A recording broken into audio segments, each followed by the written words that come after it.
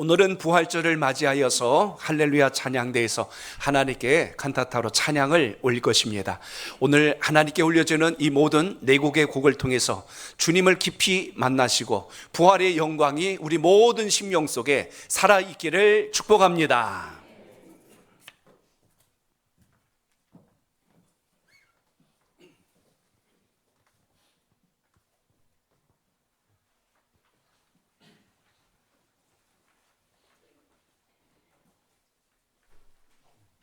따르는 무리가 소리 높여 이르되 호산나 다윗의 자손이여 찬송하리로다. 주님의 이름으로 오시는 이여 가장 높은 곳에서 호산나 하더라.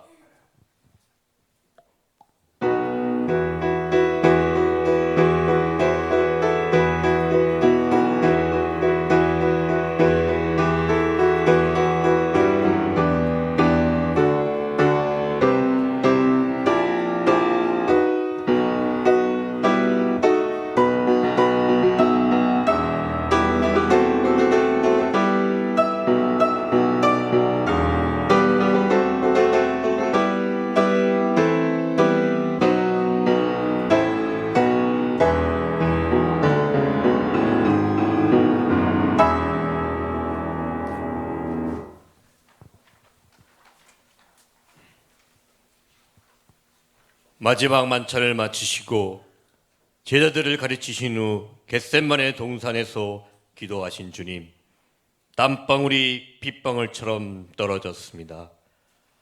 아버지여, 아버지께서는 모든 것이 가능하오니 이 잔을 내게서 옮기시옵소서. 그러나 나의 원대로 마옵시고 아버지의 뜻대로 하옵소서.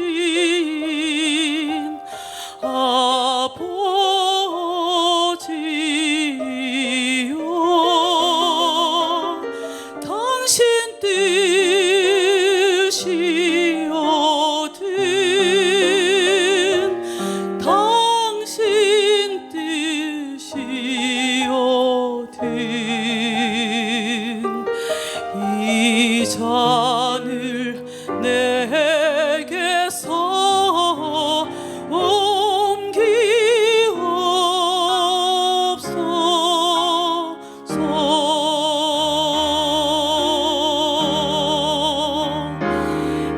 그러나 아버지여,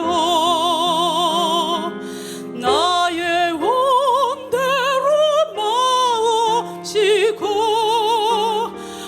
아버지의 뜻대로 되기를 원하나이다.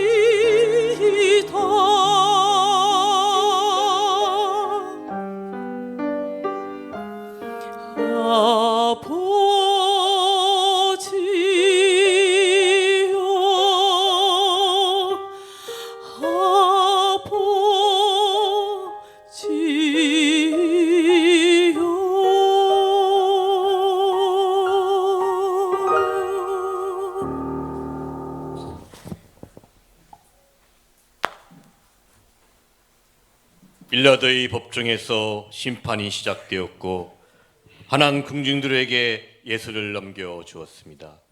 십자가의 죽으심은 우리를 지극히 사랑하사 독생자를 죽음으로 이끄신 하나님의 계획이었습니다.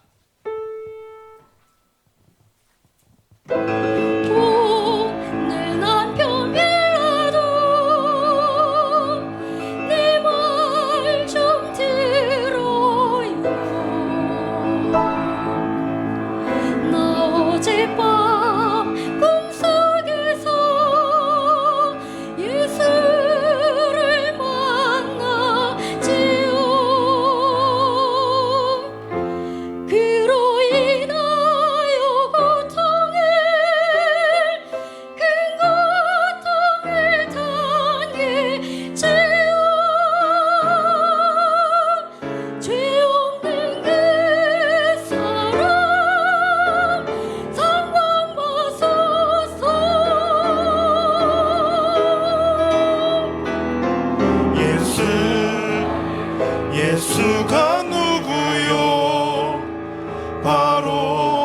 그 유대의 왕. 그러나 많은 군중들 예수를 십자가에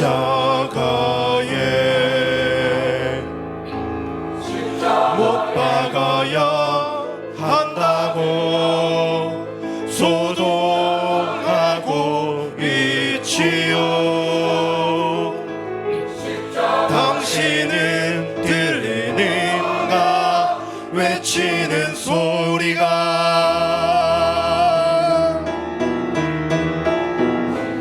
이는 죄 없는 자 아무 말이라도 해보세요. 답답하군요.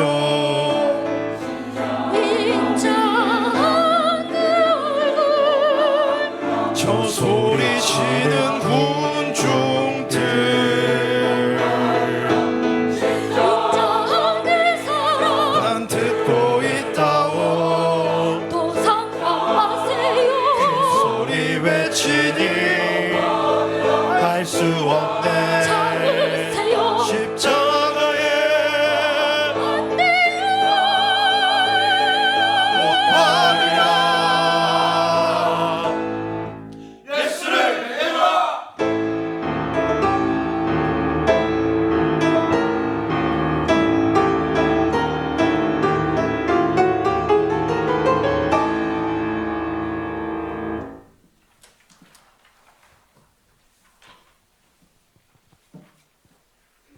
가장 낮은 모습으로 이 땅에 오신 주님, 십자가 죽음까지도 담당하시고 우리를 구원하신 주님의 그 큰 사랑, 지금 이 시간 우리의 모습을 돌아보며 회개와 감사의 눈물이 넘치는 시간이 되길 소원합니다.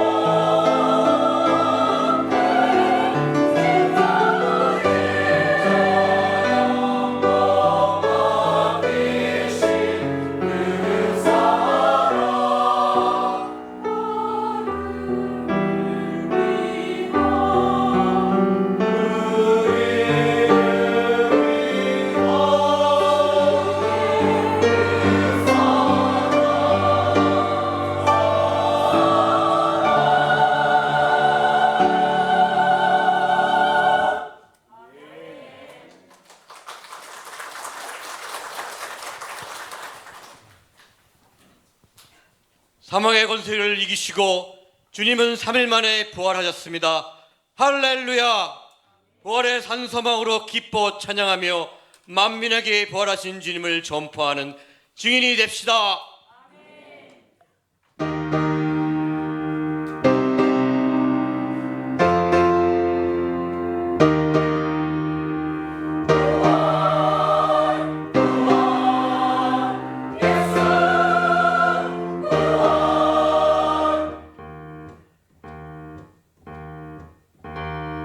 주님 누우셨던 무덤을 보라.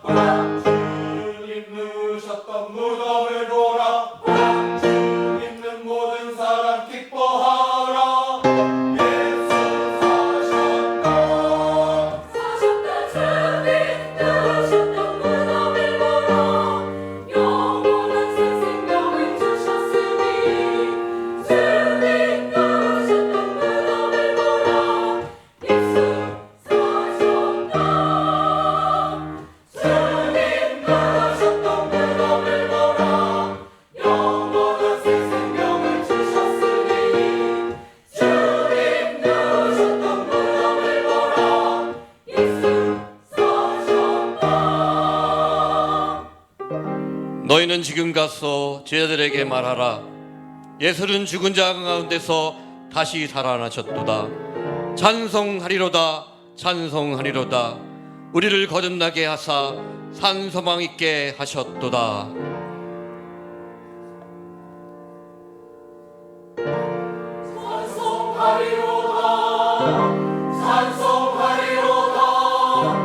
부활하신 예수 그리스도 부활하신 주를 보라. 예수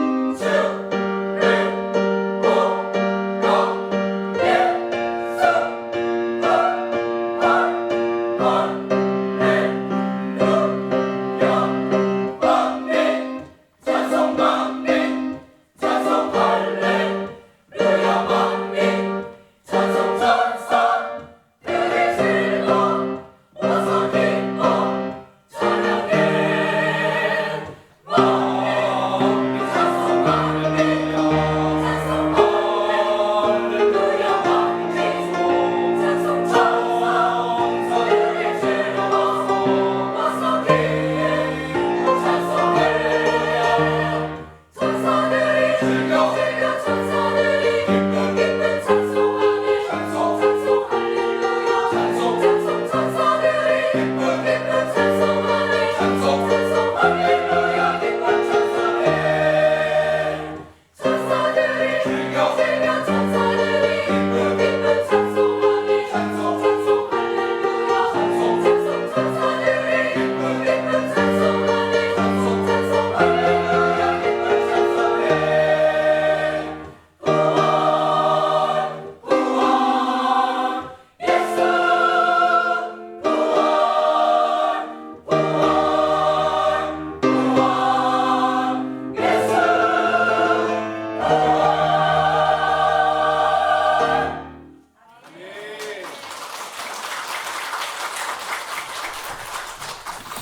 할렐루야. 하나님의 풍성한 은총과 성령의 역사가 오늘 예배로 영광 돌리는 여러분의 믿음 속에 아름답게 살아있길 축복합니다. 아멘. 우리 한번 저를 한번 따라합니다. 예수 부활 내 부활, 예수 부활 내 부활, 예수 구원 내 구원, 예수 구원 내 구원, 예수 소망 내 소망. 예수 소망 내 소망. 아멘. 우리 옆에 계신 분하고 오늘은 이렇게 한번 인사하면 좋을 것 같습니다. 사망 권세 이기시고 예수님 부활하셨습니다. 한번 인사합니다. 시작. 사망 권세 이기시고 예수님 부활하셨습니다. 아멘. 그 부활의 주님이 오늘 여러분들의 믿음 속에 살아있길 축복합니다. 아멘. 소문을 통하여 듣고 지식으로 멈춘 부활이 아니라 그 주님 때문에 여러분의 인생, 여러분의 삶과 여러분의 가치관의 변화가 시작될 수 있기를 축복합니다. 아멘. 오늘 부활주일을 맞이하여서 오늘 귀한 예배를 통하여 하나님 주신 은혜와 능력으로 다시 소생하는 여러분의 삶이 되시길 바랍니다. 아멘. 우리 말씀의 제목 같이 나눕니다. 부활의 주님을 만나면. 부활의 주님을 만나면. 아멘. 저쪽 동인천역 쪽에 가면 그 앞에 차이나타운이 있습니다. 그 차이나타운에서 조금 인천항 쪽으로 아래를 내려오면 거기에 한 기념탑이 있는데요. 거기 크게 이렇게 쓰여 있습니다. 한국 기독교 100주년 기념탑 하고 이렇게 돼 있고 그 아래 동상 세 개가 이렇게 세워 있는 것을 보신 분들이 계실 겁니다. 이 탑은 1985년 4월 5일 날 우리나라의 최초의 선교사로 인천항에 들어왔던 아펜셀러 선교사님 그리고 언더우드 선교사님 그 선교사님들을 기억하고 복음의 천문을 연 인천항에 그 기념비를 세웠던 의미를 담고 있습니다. 그래서 이거는 6년도에 세웠죠. 86년도 4월 달에 그때 이거를 기념비를 세웁니다. 그래서 그때 언더우드 선교사님하고 아펜셀러 선교사님 부부가 입항했을 때 바로 그때가 언제냐면 1885년 4월 5일이에요. 그날이 부활절입니다. 부활절 아침 우리 대한민국에 복음의 천문을 열었던 놀라운 역사가 있습니다. 그리고 그 이듬해 1886년 대동강 앞에서는 영국의 토마스 선교사님이 저너럴 쇼먼호를 타고 들어오셨다가 배에서 내리자마자 목베임을 당하고 최초 순교자가 되죠. 그러니까 우리나라는 순교의 피가 흐르는 민족이고 복음의 흔적이 가장 먼저 묻어났던 곳이 이 인천입니다. 우리가 얼마나 그 귀한 복음을 받았는가. 그래서 오늘 우리가 이렇게 예배를 드리며 십자가의 사랑, 그리스도의 은혜를 기억할 수 있다는 걸 기억하며 그 믿음이 여러분 속에 살아있길 축복합니다. 아멘. 아까 보여드렸던 그 사진에 보시면 3명의 선교사님들이 계십니다. 우리나라의 첫 선교사이기도 하지만 아펜셀러 선교사님의 부인은 칸쪽 옆에서 무릎을 꿇고 이렇게 기도하는 모형을 만들어 놨어요. 또 아펜셀러 선교사님은 조선 땅을 향해서 손을 이렇게 펼치고 있는 모습으로 동상을 세웠습니다. 언더우드 선교사님은 가슴에 손을 얹는 경건한 모습으로 그 동상을 세웠지요. 그 옆에 기념탑 교회가 있습니다. 그 기념탑 교회를 심하시는 목사님이 그곳을 방문하는 분들에게 안내를 해줄 때 퀴즈를 2가지를 내요.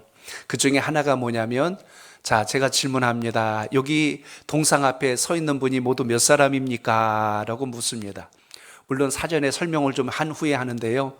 우리가 보면은 3명이요 라고 하는데 사실은 4명이요가 정답입니다. 눈치가 빠른 분은 아실 거예요. 왜 4명일까? 그쵸? 예. 바로 아펜셀러 선교사님의 부인이 임신을 하고 그때 입항을 한 거예요. 그래서 4명입니다. 그리고 그해 11월 그의 사랑하는 딸이 세상에 태어납니다. 앨리스 리베카 아펜셀러라는 딸이 탄생하게 됐고 그 딸은 지금의 이화학당, 지금의 이화여고에서 교사로 근무하며 학교 발전을 위해서 많은 공을 세우고 지금 양화진에 있는 그 선교사 무덤에 거기에 지금 안장되어 있습니다. 2번째 질문이 하나 있습니다. 아펜셀러 선교사님하고 언더우드 선교사님하고 누가 먼저 우리 조선 땅에 발을 디뎠을까요?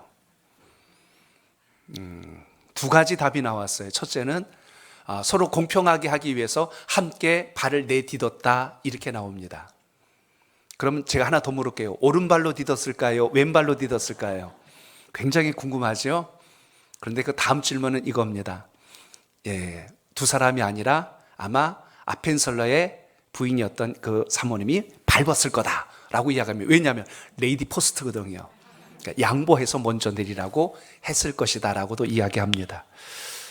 인상적이었던 것은 그 탑 밑에 기도문이 하나 있어요. 그 기도문이 우리의 가슴에 참 아로새겨져서 감동을 줍니다.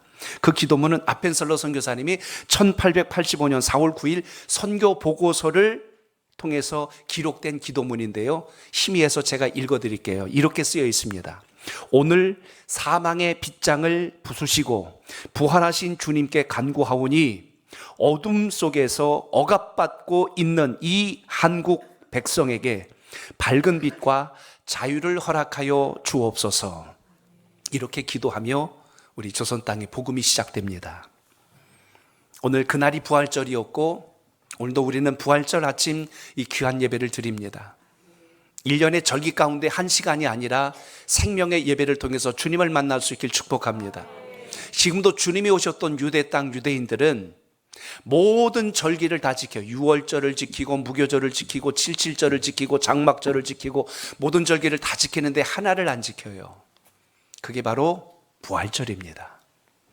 그들은 아직도 메시아가 오지 않았다고 생각하고 있고 예수 그리스도를 메시아로 아직도 받아들이지 못하고 있기 때문에 그들은 하나님을 사랑한다고 고백하면서도 우리에게 오신 주님의 진정한 의미를 아직까지도 받아들이지 못하고 있다는 사실입니다. 그런데 이 놀라운 사실을 우리는 지금 믿고 있고 영접하고 있다는 사실을 생각할 때 여러분의 신앙 속에 이 감격으로 인하여 승리하는 역사가 있기를 축복합니다. 그러므로 우리는 오늘 이 시간 이 복음을 통해서 뭘 보셔야 될까요? 복음의 가장 귀한 증거가 있는데 그것은 바로 복음의 핵심적인 진리 두 가지를 우리가 놓치면 안 됩니다. 하나는 십자가요, 하나는 부활입니다. 아멘. 사도행전의 제자들이 말씀을 전하고 복음을 증거할 때 반드시 전했던 것이 이 두 가지입니다. 예수 그리스도의 십자가, 예수 그리스도의 부활, 이 두 가지가 우리 신앙의 전부가 된다는 것을 오늘 기억하시길 바랍니다. 아멘. 초대교회 성도들의 마음에 불붙는 열정이 일어날 수 있었던 이유는 부활의 영광을 그들이 기억하고 영접하였기에 그 신앙으로 승리했다는 사실입니다. 아멘. 초대교회 전도를 열심히 할 수 있었던 모든 원동력이 바로 부활에 대한 확신으로 인하여 시작되었다는 것도 역시 기억하시길 바랍니다. 우리의 마음속에 냉랭함이 있고 건조함이 있고 감동이 사라지고 있다면 오늘 이 예배를 통해서 다시 한 번 더 여러분의 마음속에 부활의 영광이 함께 할 수 있기를 축복합니다. 아멘. 부활신앙은 우리 기독교 신앙의 가장 기초석이 됩니다. 그렇기 때문에 부활신앙에 감격하지 못하고 있다면 아직도 내가 구원받은 사람인가를 물으셔야 됩니다. 구원받은 사람이라면 삶이 달라져야 되고 생각이 달라져야 되고 인생의 가치관의 변화를 경험해야 한다는 것입니다. 아멘. 자연의 이치를 한번 잘 생각해 보세요. 씨를 심으면 신기한 게 이 씨가 죽어서 다시 싹을 내고 그것이 쭉 자라올라서 잎을 피우고 꽃을 피우고 마침내 열매를 맺게 됩니다. 그래서 복음서에서도 말씀하죠. 한 알의 씨앗이 땅에 떨어져 죽지 아니하면, 거기 기록된 말이 뭐냐면 죽지 아니하면, 썩지 아니하면 한 알 그대로 있고 죽으면, 썩으면 반드시 거기에서 열매를 거둔다는 것을 기억하시길 바랍니다. 아멘. 십자가 사건은 우리에게 죽음으로 끝난 것이 아니라 죽음의 권세를 이기신 주님의 시작이었으며, 그리고 3일 만에 부활하신 바로 이 복된 부활주일은 우리의 신앙에 있어서 하나님의 영광을 위해서 어떻게 살아야 할지를 결단하는 아주 중대한 예배가 된다는 것을 기억하시길 바랍니다. 아멘. 영국의 테레메에 한 광산이 있습니다. 오래전 그 광산에서 갱이 무너지는 바람에 그 안에서 광부들이 많이 희생을 당했습니다. 무려 164명이 그 갱에 갇혀서 그만 숨을 거두고 말았죠. 사망한 후에 그 광산을 파헤쳐서 그들을 건져내기 위해서 막 파헤치던 중에 한 나무 조각에 쓰여 있는 글씨를 발견하게 됐습니다. 그 164명이 있는 그 뜸바구니에 있던 한 조각인데 거긴 이렇게 기록이 되어 있는 거예요. 주여 축복하소서. 모든 사람은 영원한 영광에 들어갈 준비가 되어 있습니다. 화요일 오후 2시 이렇게 그들은 마지막 죽음의 순간에 주님 앞에 함께 할 것을 소망하며 기도로 마지막을 마감했습니다. 여러분, 부활신앙이 뭘까요?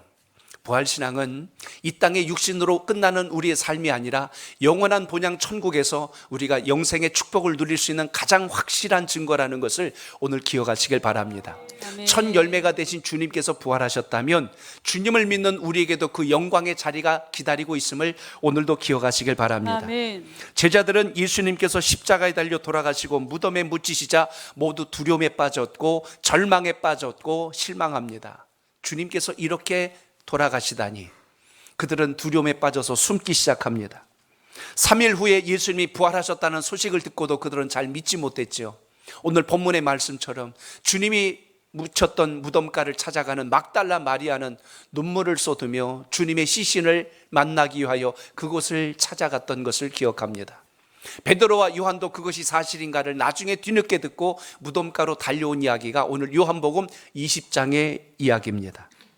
결국 주님의 부활하심을 누구도 믿지 못했고 실제로 내가 봐야 믿겠다고 했던 그들의 모습이 마침내 그들의 입에서 주는 과연 살아나셨도다라고 선포하는 것처럼 오늘도 여러분 지식의 부활신앙이 아니라 경험의 신앙이 여러분 속에 살아있길 축복합니다. 아멘. 부활하신 주님을 만났을 때 제자들의 삶이 달라지죠. 그들의 얼굴빛이 달라졌고 그들이 살아가는 방식이 달라집니다.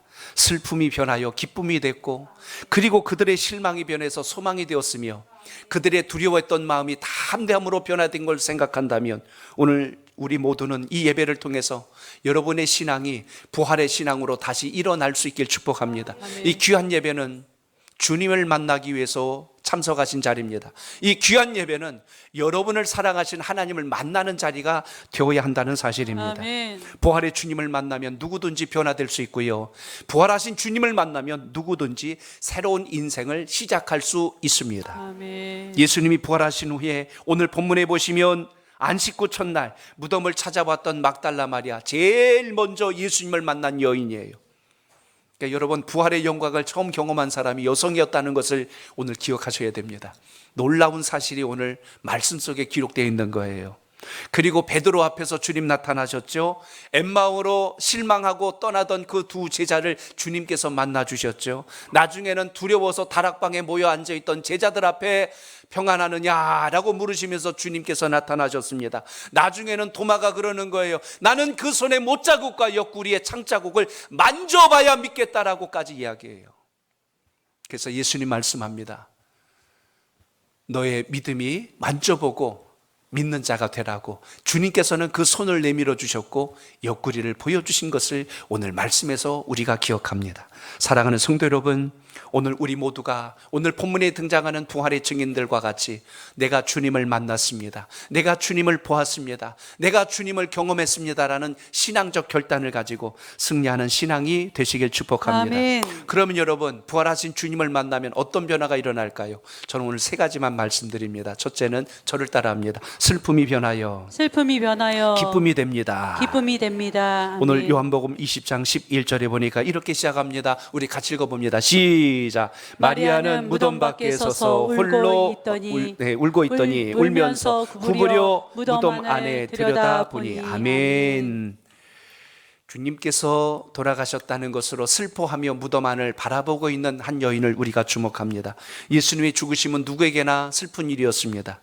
누가복음 24장에도 보면 엠마오로 가는 두 제자도 슬픔에 빠져서 고향길로 향하고 있었을 때 주님께서는 그 낙담한 두 제자를 다가서서 부활하신 모습으로 만나 주십니다.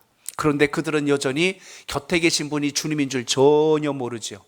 주님께서 성경을 풀어서 그들에게 설명해 주시고 함께 떡을 나누시면서 음식을 나누시면서 대화를 나누던 중에 그들의 마음에 변화가 일어나는 것을 경험하게 되고, 나중에 그들이 야, 우리가 살아계신 주님을 만나지 않았느냐고 감격하면서 다시 엠마오로 가던 길을 돌이켜서 예루살렘으로 가서 복음을 전하는 자로 바뀌었다는 것을 기억하십시오. 그들의 고백을 한번 우리 들어볼까요? 누가복음 24장 30절로 32절입니다. 함께 읽습니다. 시작. 그들과 함께 음식을 잡수실 때에 떡을 가지사 축사하시고 떼어 그들에게 주시니 그들의 눈이 밝아져 그인 줄 알아보더니 예수는 그들에게 보이지 아니하시는지라. 그들이 서로 말하되 길에서 우리에게 말씀하시고 우리에게 성경을 풀어주실 때에 우리 속에서 마음이 뜨겁지 아니하더냐 하고. 아멘. 주의 말씀을 받았는데 내 삶이 달라지지 않고 주의 말씀을 받았는데 내 영혼이 뜨거워지지 않는다면 우린 주님 앞에 내가 부활신앙으로 살고 있는지를 한번 곰곰이 물으셔야 합니다. 부활하신 주님을 만나야 슬픔이 사라집니다.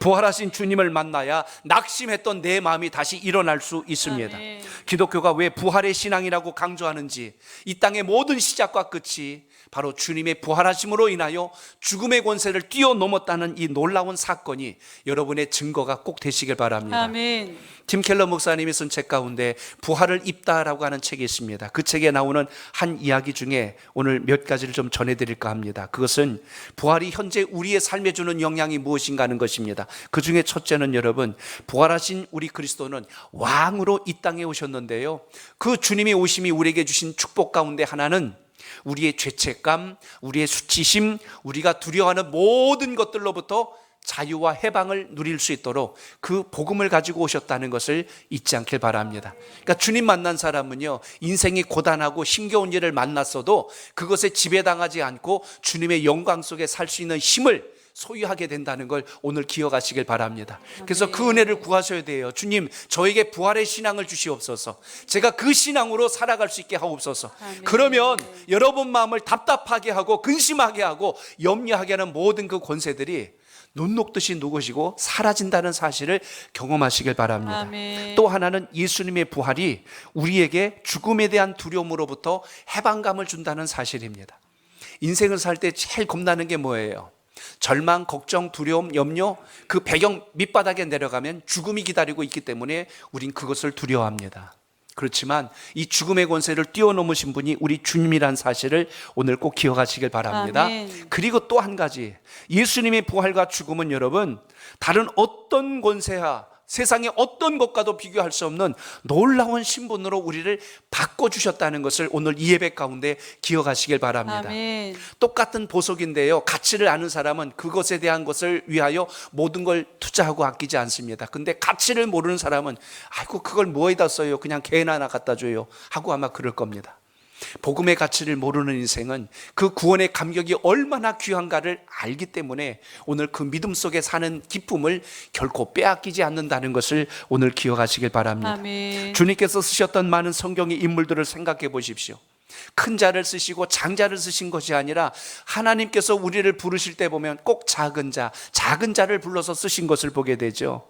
이스마엘이 아니라 이삭을 부르신 하나님, 에서가 아니라 야곱을 부르신 하나님, 사울을 들어 쓰시다가 그를 버리시고 다윗을 들어 쓰신 하나님, 오늘 이렇게 주님께서 우리를 부르신 영광의 보좌 앞에 우리 모두가 세움받기를 축복합니다. 주님은 작은 자를, 그리고 낮은 자를, 세상으로 볼 땐 보잘것없는 인생을 들어서 존귀한 자로 삼으셨다는 것을 오늘 기억하시길 바랍니다. 아멘. 또 하나는 저를 따라합니다. 두려움이 변하여 두려움이 변하여 담대함을 얻습니다. 담대함을 얻습니다. 아멘. 요즘 현대인의 제일 걱정이 뭐냐면 스트레스가 너무 많다는 거예요. 정신적 질환이 너무 많아졌어요. 왜냐하면 살다 보니까 걱정할 일이 한두 가지가 아닙니다. 불안함이 해결이 안 되고 두려움이 해결이 안 되는 거예요. 이게 질병 때문에, 사고 때문에, 또 자연적 재난 때문에, 또 내일 어떻게 살아야 할 것 때문에 걱정합니다. 그걸 가만히 생각해 보니까요, 내가 어떻게 먹고 살 것인가라는 먹고 사는 문제에 대한 걱정들이 우리 속에 많다는 사실입니다. 더 근본으로 들어가면 여러분, 죽음에 대한 두려움이에요. 사고가 나서 나 죽으면 어떡하지? 질병에 걸려서 나 죽으면 어떡하지? 갑자기 큰 자연재해가 일어나서 나 죽으면 어떡하지? 거의 우리는 이 죽음에 대한 두려움이 우리를 압박하고 있다는 것을 경험하게 됩니다. 그런데 오늘 이 죽음의 모든 끝이 우리의 끝이 아닌 것을 주님은 부활이란 영광을 통해서 우리에게 나타내 주신 것을 보게 됩니다. 오늘 통계 자료를 봤어요. 불치병에 걸리신 분하고 중병에 걸린 분들에게 이제 앞으로 얼마밖에 살지 못합니다라고 진단이 떨어지자 얼마밖에 살지 못하는 그 날까지 사는 게 아니라 그보다 훨씬 더 못하게 세상을 떠나는 분들이 있답니다. 왜 그럴까를 분석해 봤더니 그 말을 듣는 순간부터 삶의 의욕이 상실돼 버렸어요.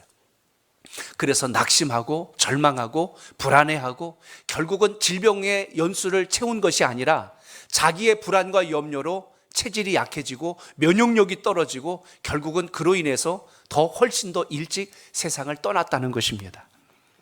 주님께서 제자들에게 십자가 사건과 부활을 말씀해 주셨지만 제자들이 그걸 잘 몰랐죠. 그런데 십자가 사건이 일어나자마자 제자들은 우리도 그 곁에 있다간 우리도 죽을지 모르겠다. 제자들의 마음에 두려움이 들어왔어요. 그래서 제자들이 다 숨어버립니다. 그런데 그 숨어있는 제자들 앞에 주님이 나타나셨죠. 너희들에게 평강이 있을지어다. 주님은 두려워하는 우리 마음속에 평강을 선포해 주셨습니다.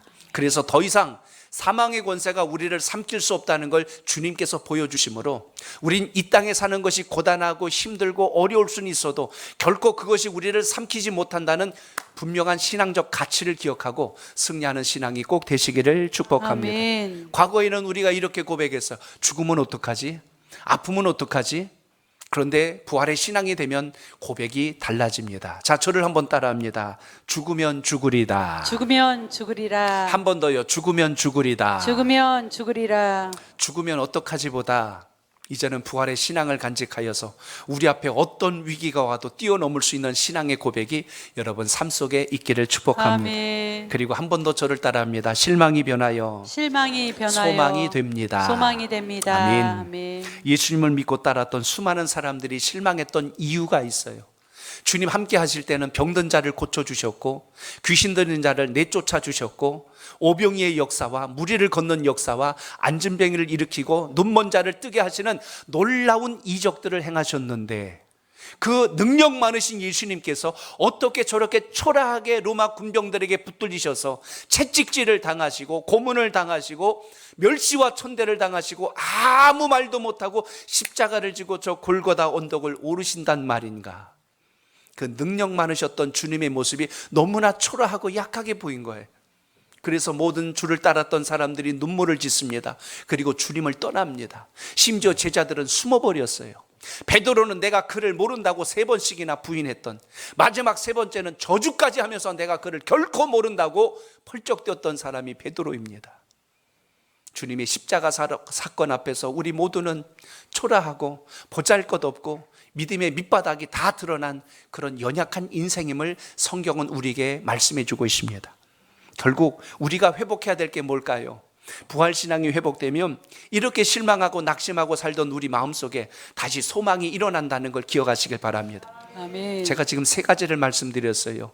부활의 주님을 만나게 되면 슬픔이 변하여 기쁨이 된다고 말씀드렸습니다. 아멘. 부활의 주님을 만나면 우리가 이 땅을 살아가던 두려움이 담대함으로 바뀐다고 말씀드렸어요. 아멘. 부활하신 주님을 만나면 우리가 이 세상을 살아가면서 실망했던 모든 것들이 소망으로 변화된다는 것을 오늘 꼭 기억하시길 바랍니다. 아멘. 히브리어로 소망이란 단어의 뜻을 보니까요, 거미줄로 엮는다라는 뜻을 가지고 있습니다. 우리 어감으로는 조금 접근이 덜 되는데 그 내면의 의미는 이렇습니다. 아무리 약한 사람이라 할지라도 주님께서 주시는 소망이 마치 거미줄처럼 계속 엮어가기 시작하면 그 안에서 강한 사람으로 일어난다라는 뜻을 가진 것이 소망의 뜻 속에 있다는 겁니다. 그러니까 여러분이 주님을 바라보고 주님을 기대하고 주님을 향할 때 우리 마음속에 주님께서 강한 능력을 심어주시고 영광의 보좌 앞에 세워주신다는 것을 잊지 않길 바랍니다. 아멘. 그래서 팀 켈러 목사님은 이 부활을 입다라는 책에서 이런 이야기를 해요. 예수 그리스도를 역사적인 부활로 믿는 순간 우리의 삶은 송두리째 달라질 것입니다. 다만 지적인 동의만 가지고는 안 됩니다 그랬어요. 지적인 동의란 말을 이해하실 겁니다. 지식으로 예수님 부활하셨대 이걸로 끝난 사람은요 삶이 전혀 안 달라져요. 전혀 주님과 무관한 사람입니다. 그런데 그 주님을 인격적으로 만나는 순간 내 삶의 변화가 일어납니다. 아멘. 그러니까 주님 만나는 이 은혜가 여러분에게 있길 바랍니다. 아멘. 사람도 여러분 인격적으로 만났을 때 관계가 돈독해지죠. 지식적으로 만나고 이론으로 만나면요 그냥 업무적이고 사무적인 관계밖에 안 됩니다. 그런데 주님을 그렇게 만나시면 안 돼요.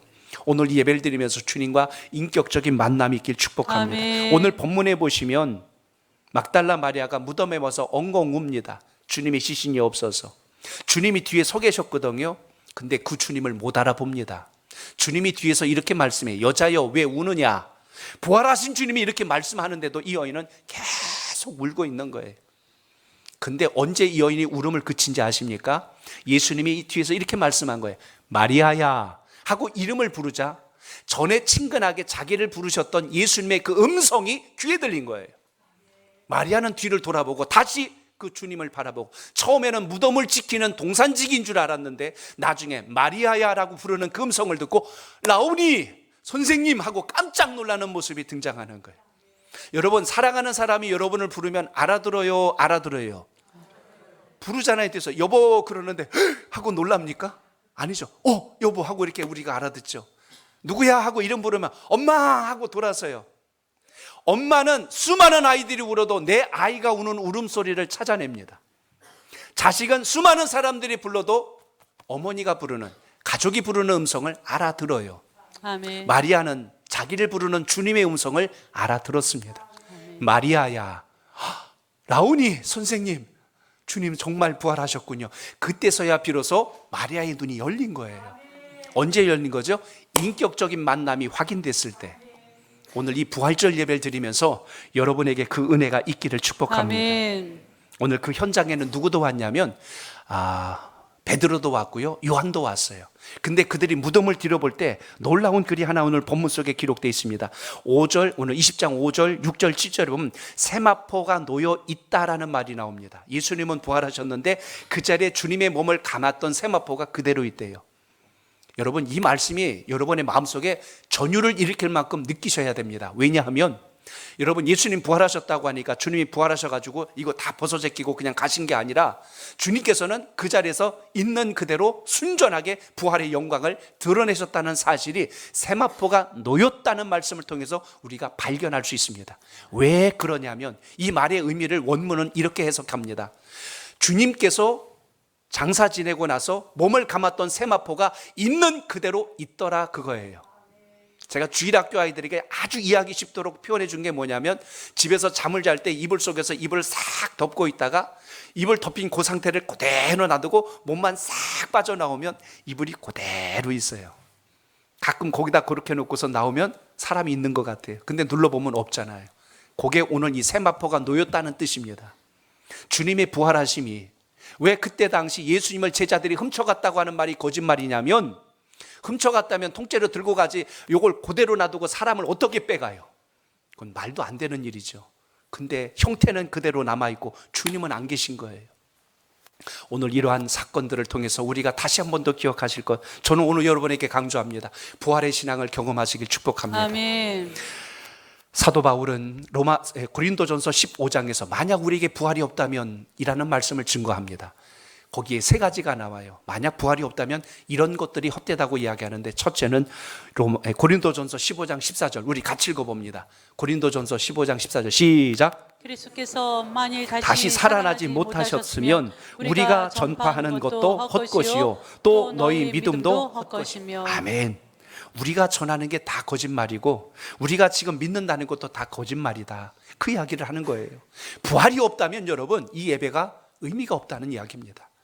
오늘 주일은 부활하신 주님을 기념하는 복된 주일이라는 것을 기억하십시오. 아멘. 매 주일 우리는 주일을 맞을 때마다 부활하신 주님을 기억하며 영광의 예배를 드릴 수 있길 바랍니다. 아멘. 오늘만 부활주일이 아니라 1년 12달 주일마다 주님, 예수님 때문에 내가 새롭게 다시 태어났습니다. 아멘. 이 고백을 가지고 사시길 바랍니다. 아멘. 고린도전서 15장 17절 또 한 가지 이야기합니다. 시작. 그리스도께서 다시 살아나신 일이 없으면 우리의 믿음도 헛되고 우리가 여전히 죄 가운데 있을 것이요. 아멘. 우리의 죄는 해결도 안 됐을 겁니다. 천국에 상관없는 자가 될 것이고 여전히 어둠 가운데 갇혀 있다고 말씀하지 않습니까? 우리 믿는 게 다 헛되다는 거예요. 하나 더 있습니다. 19절입니다. 같이 읽어봅니다. 시작. 만일 그리스도 안에서 우리가 바라는 것이 다만 이 세상 뿐이면 모든 사람 가운데 우리가 더욱 불쌍한 자이리라. 아멘. 세상이 전부라고 생각하는 수많은 사람들은 향락을 쫓고 자기의 부귀와 영광을 향해서 살아가는데, 우리는 영원한 본향 천국의 소망이 있기에 주님 주신 생명, 재물, 건강, 은사, 재능을 가지고 하나님께 영광을 돌리며 살고 있는데, 만약 부활이 없다면 이 모든 것이 헛되어서 우리가 얼마나 불쌍한 자이냐. 바울은 마지막 강조합니다. 그러니 우리에게 부활의 영광을 주신 주님을 기억하고 그 믿음으로 살아가는 것이 우리에게 얼마나 감격스러운 일인가를 선포해 준 말씀이 고린도전서 15장입니다. 오늘 여러분의 마음속에 이 믿음으로 승리하는 역사가 있기를 축복합니다. 아멘. 어제 저녁에 주무시고 오늘 아침에 안 일어나신 분 손 들어보세요. 다 일어나셨으니까 오늘 이 자리에 오신 거예요. 우리는 매일같이 작은 부활을 경험합니다. 잠을 자는 모습이나 죽은 모습이나 별 다를 바 없습니다. 누워있고 눈 감아있고 꼼짝 못하는 건 똑같습니다. 그런데 아침마다 우린 눈을 뜨고 새로운 부활의 영광을 이 땅에서 경험합니다. 장차 우리가 이 땅에서 사명을 다하면 주님께서 부르실 날이 올 겁니다. 세상에서는 장례라고 합니다. 우리는 천국 환송을 통해서 천국에 입성하는 날입니다. 그래서 우리가 육신의 수명을 다하고 숨을 거두는 그 순간, 숨이 멈추는 그 순간 끝이 아니라 눈을 딱 뜨는 순간 우리는 영원한 본향 천국에서 주님과 함께 할 수 있다는 사실을 오늘 기억하시길 바랍니다. 아멘. 그래서 이 땅의 모든 것이 주님의 이런 부활을 숨겨놓고 우리에게 영적인 사인을 주님께서 보여주신 거예요. 자연도 똑같아요. 죽었던 식물 같은 나무들이 봄이 되니까 언제 그랬는지 꽃을 피우고 열매를 맺기 시작합니다. 놀랍지 않습니까? 우리는 추워서 이불 속에 쏙 들어가 있고 난방을 해야 사는데 이 꽃들과 나무들은 추운 겨울 눈더미 속에 묻혀 있다가 어쩌면 이렇게 살아서 다시 생명을 돋우는지 이 살아있는 모습을 보면 감격스러워요. 그게 오늘 이 세상의 이치와 같이 우리에게도 주님께서 부활의 신호를 주셨다는 것을 오늘 기억하시길 축복합니다. 그래서 오늘 이 예배를 드리시면서 오늘 여러분 마음속에 한 가지를 기억하시오. 주님, 우리 주님을 제가 인격적으로 만나길 원합니다. 지식으로 하는 자가 아니고 머리로 하는 자가 아니고 내 가슴이 움직이고 내 생각과 인생이 바뀌어지는 부활신앙으로 살게 하옵소서. 제자들이 복음의 능력을 간직했을 때 복음을 가지고 목숨을 걸고 살았던 것처럼 우리에게도 그 역사가 있기를 축복합니다. 얼마 전 한 짧은 영상을 보았습니다. 그런데 그 영상 내용이 이런 거였어요. 만약에 여러분의 가정에 이혼하고 돌아온 딸이 있다면 부모가 되어서 어떻게 말해줘야 될까요? 이 질문입니다. 내 딸이 시집을 갔는데 이혼하고 돌아왔어요. 그럼 그 딸에게 부모된 입장에서 뭐라고 이야기해줘야 될까요? 거기에 나온 이야기, 제가 다 기억은 안 나는데 한 대목이 인상적이어서 다시 영상은 찾을 수가 없는데 그 짧은 말 한마디가 인상적이어서 그걸 좀 전하려고 합니다. 거기 이런 말이 소개됐습니다. 너는 결혼하기 전에도 내 딸이고 지금도 내 딸이란다. 나는 언제나 너와 함께 할 것이고 변한 건 하나도 없단다 하고 딸을 안아주는 것이 부모라는 것입니다. 제가 거기서 주님의 마음을 봤어요. 오늘 이 자리에 부활의 신앙을 가지고 인격적으로 경험하신 분들도 계시고 아직 부활이 나와 무관한 것처럼 느끼시는 분들도 계실 겁니다. 제가 이렇게 부활을 인격적으로 만나라고 이야기하여도 아직도 그것이 지식에서 멈췄기 때문에 저는 아직 그게 안 되는데요 라고 할 수 있습니다. 그러나 분명한 사실은 여러분이 부활을 인격적으로 경험하던 지식으로 경험하던 주님의 살아계심과 부활하심은 분명한 사실이고 역사라는 걸 기억하십시오. 아멘. 그래서 여러분이 깨닫는 그 순간 주님은 기다리시고 여러분을 품에 안아주실 겁니다. 아멘. 내가 너를 기다렸다. 내가 너를 오랫동안 지켜보고 있었다. 아멘. 내가 너를 사랑하고 내가 너를 위해서 십자가에 달렸고 내가 너를 위해서 피 흘렸으며 내가 너를 위하여 마지막 죽음의 권세를 뛰어넘고 이 부활의 영광을 너에게 선포하였다. 주님의 이 음성을 듣는 은혜가 있길 축복합니다. 아멘. 주님은 우리를 그렇게 받아들여 주신 분이세요. 오늘 이 부활의 귀한 예배가 여러분 속에 있길 축복합니다. 아멘. 저도 주님을 몰랐을 때가 있고요. 저도 늦게 주님을 만났던 시절이 있습니다. 주님을 만난 후에 그분이 나를 위하신 분이었다는 걸 깨닫는 순간 말할 수 없는 눈물과 감동이 제 가슴을 사로잡았고 복음을 위하여 사는 그 기쁨과 감격 속에 오늘 하나님께서 예비하신 이 길에 여러분을 만나게 됐습니다. 아멘. 오늘 주님 말씀 통해서 부활의 영광이 여러분 속에 살아있기를 축복합니다. 아멘. 오늘 예배를 통해서 여러분의 슬픔이 기쁨으로 변화되길 축복합니다. 아멘. 여러분이 지금 두려워하는 일들이 담대함으로 변화되기를 축복합니다. 아멘. 여러분들이 그렇게 힘들어했고 어려워했고 낙심했던 그 일들이 이제는 소망으로 바뀌어지는 은혜가 있기를 축복합니다. 아멘.